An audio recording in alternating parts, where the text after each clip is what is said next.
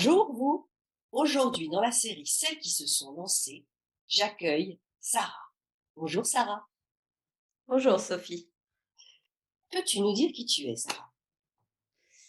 Alors, je suis une maman de 2 enfants. Je suis salariée aujourd'hui depuis, 16 ans, dans le milieu bancaire et plus précisément dans le crédit, dans le risque de crédit. Je m'intéresse beaucoup à l'investissement dans le sens, sécurité financière et dans le sens liberté financière aussi, notamment pour les femmes. Alors, qu'est-ce qui t'a amené à penser à ce sujet? En fait, il est lié à mon histoire personnelle, en partie, puis à ma formation, parce que je suis financière de formation.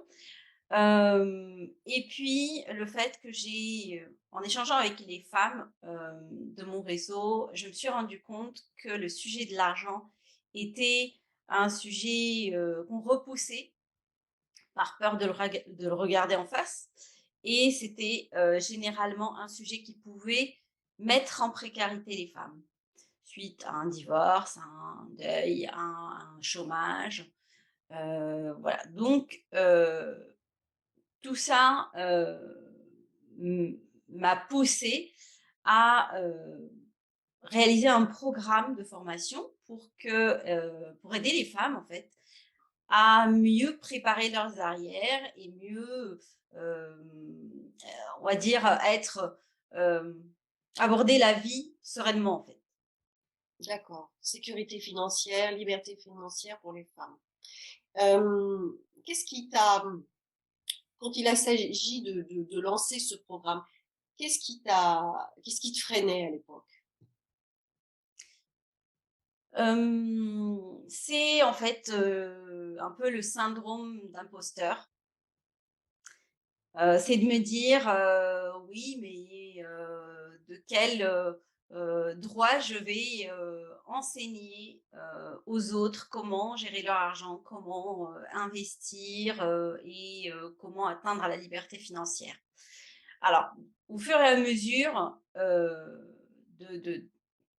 de ma propre expérience dans le domaine, ce syndrome s'estompe, et puis aussi avec le retour et les résultats que je vois, chez les femmes que j'accompagne, ça me donne de plus en plus confiance et ça me rassure dans le fait que je suis à ma place. D'accord. Donc si j'ai bien compris, cette question que je pourrais peut-être traduire par: «Pourquoi moi plus qu'une autre je viendrais, former d'autres femmes sur ce sujet-là?»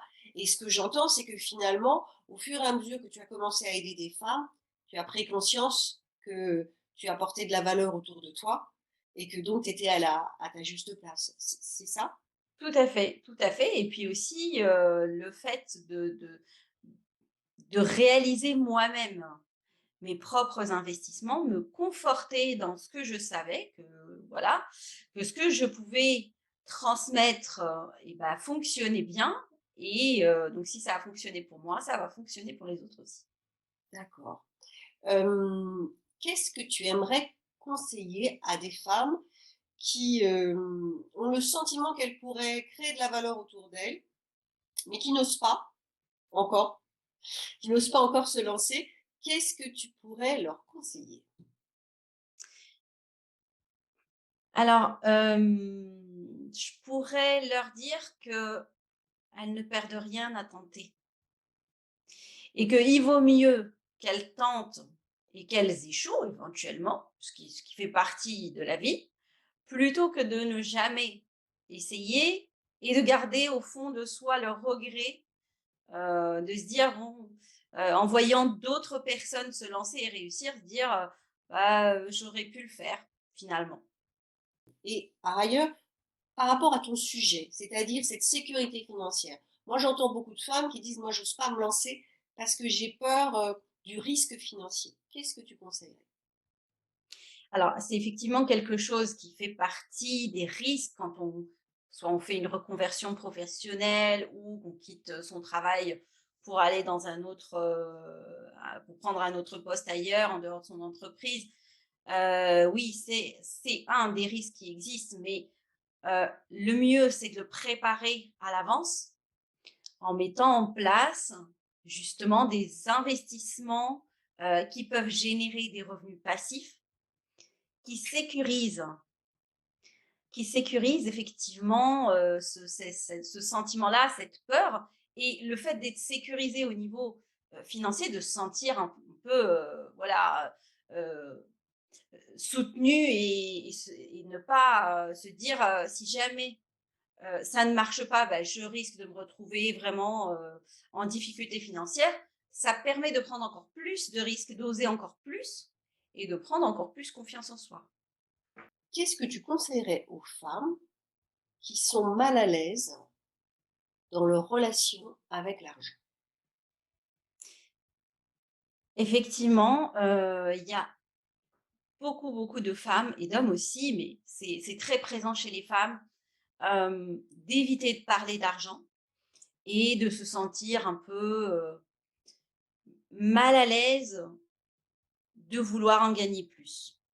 Alors, il faut savoir que l'argent, c'est en fait le carburant essentiel. Si vous avez une voiture, en fait, ben, on peut pas rouler sans carburant, que ce soit de l'électricité ou du carburant, d'énergie fossile. Mais tant qu'on n'a pas d'énergie, on ne peut pas avancer. Et ben, l'argent, c'est l'énergie qui va vous permettre d'avancer sereinement dans la vie et en toute confiance et d'assurer aussi un confort de vie, une qualité de vie à vos proches. Donc, le fait de vouloir en gagner sans oser le dire, heu, ça en fait ça comment dire? C'est contradictoire de et cette contradiction fait en sorte que vous n'atteindrez pas cet argent-là. Vous ne pouvez pas en fait attirer quelque chose que vous détestez ou que vous dissimulez vouloir, en avoir. Donc il faut déjà assainir sa relation avec l'argent. Être aligné par rapport à ses objectifs, il y a pas de honte à vouloir en gagner plus, du moment qu'on le fait de manière honnête.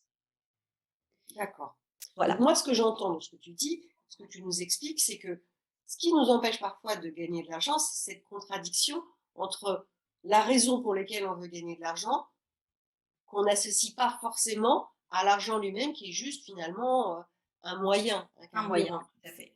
Et le fait d'assainir cette relation en associant de l'argent à un objectif ou à un rêve ou à quelque chose qui nous fait vraiment envie, qui a de la valeur pour nous, c'est un moyen justement d'assainir notre relation et de pouvoir construire une relation saine avec lui. C'est ce que tu nous dis?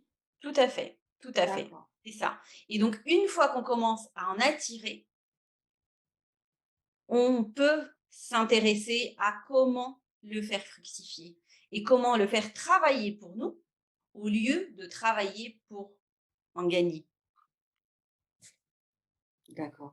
Eh ben, écoute, merci beaucoup pour ce cadeau et merci à vous d'avoir écouté jusqu'au bout. J'espère que le témoignage de Sarah va vous inspirer pour avoir une relation beaucoup plus saine avec l'argent, pour vous lancer en étant beaucoup plus, à l'aise avec la question de l'argent. Je vous remercie à tous et à mardi dans 15 jours.